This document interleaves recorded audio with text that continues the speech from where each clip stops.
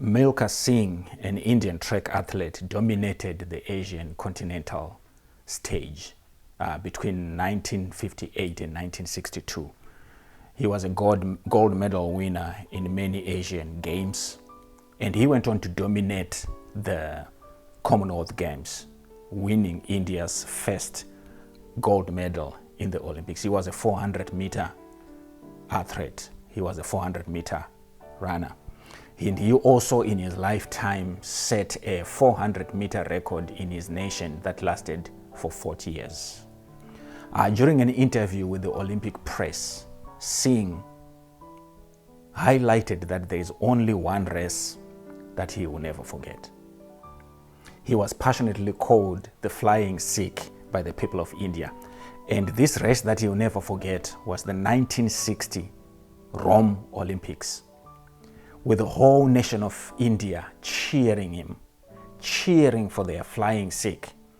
This man ran this 400-meter race, and he finished this race in 45.6 seconds. This legend of a man, this man who had dominated the Asian continent, this man who had dominated the Commonwealth Games, ran this race in 45.6 seconds. The Flying Sikh had the hopes of the whole nation. The whole nation was cheering for him and was hoping that they were going to get their first medal in 400-meter Olympics. The Flying Sikh missed the podium by 0.1 seconds. He came fourth next to Spence, who had run this race in 45.5 seconds. Just by the 10th of a second, he failed to win a medal.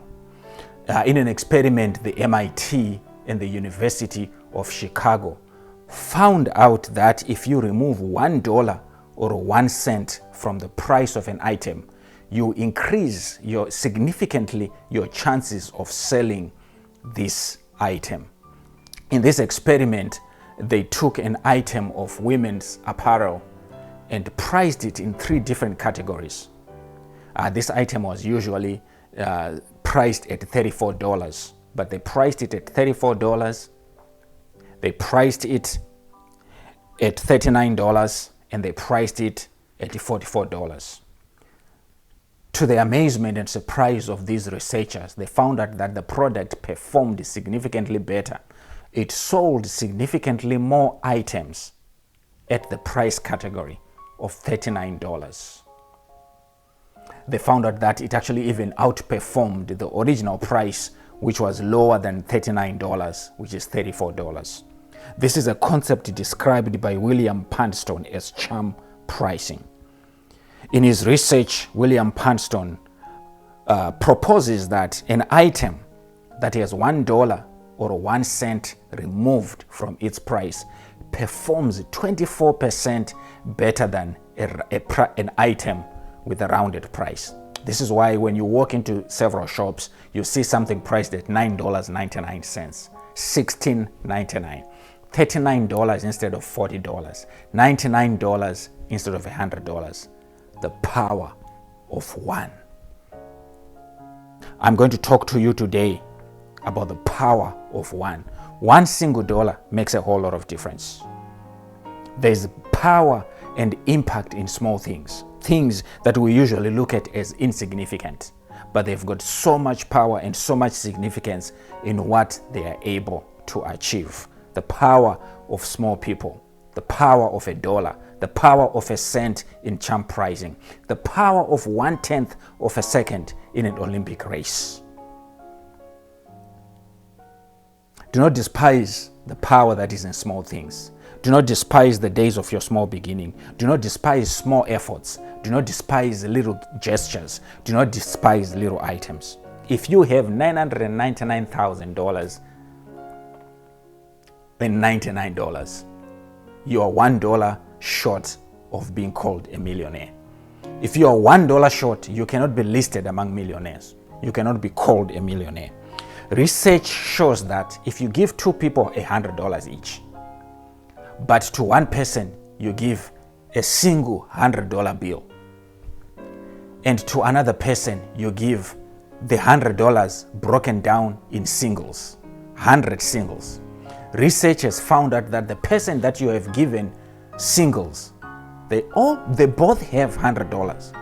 But the person that you have broken down the $100 into singles is highly likely to spend their money faster than the person with a single $100 bill. The person that you have given the money broken down in singles is highly likely to spend their money in useless things than the person with a $100 bill. It is easier to spend $1. It is easier to be careless with $1 than $100. But you cannot make $1 million if you do not know the art of making $1. If you want to be a millionaire, if you want to make significant money in your life, you have to start by learning how to make $1. You cannot save $1,000 if you do not know the art of saving $1. You must be prudent and faithful in little things. You must be prudent and faithful in small things. You must teach your children, you must teach generations after you how to make $1 and how to save $1. A lot of people do not have much. A lot of people, they look at their lives and they do not have much, and they let their lack of much ruin their ability to gain much. They do not know that in learning how to manage little, in learning how to make little, you can make significantly more. The trouble that we have is people look for significant gestures. People pray for grand gestures. People are praying for grand miracle. People are praying for the spectacular. People are praying for the big. People are praying for the much, and people are praying for the more. You're praying and trusting God and hoping to be a millionaire, but you have not learned the lessons and the art of making $1. You are praying to preach to multitudes. You are praying that your life may have an impact on many people, but you have not learned the art and the attitude of preaching to one person. You have not learned the art and the attitude of making a significant difference in one person's life. There are people that are praying to God so that God may put them in a place where they can take care of hundreds of orphans or be able to give thousands of dollars to ministry. But they have not learned the art of taking care of that one orphan, of taking care of that one person and putting that $1 in the offering basket. A lot of people are waiting for grand gestures. They are waiting to take their spouse to Hawaii. They are waiting and hoping and praying to buy their spouse a Range Rover or a Mercedes Benz. But they have not learned, and they ignore the art of small gestures. They ignore the art of small things. A lot of women, they are judging their husbands and waiting for their husbands to do significant gestures. They are comparing their husbands to people that have bought their wives a Mercedes Benz, to people that have taken their wives to a holiday, but they ignore the day-by-day small gestures that their husbands are doing. A lot of people are waiting to have plenty, but they have little, and they are losing the lessons of using the little. The one gives way to the plenty. The little gives way to more. The one gives birth to more. On an average basis, a healthy male produces about 80 million to 300 swimmers in one single action. But it only requires, and it only takes one fastest swimmer to go and fertilize the egg.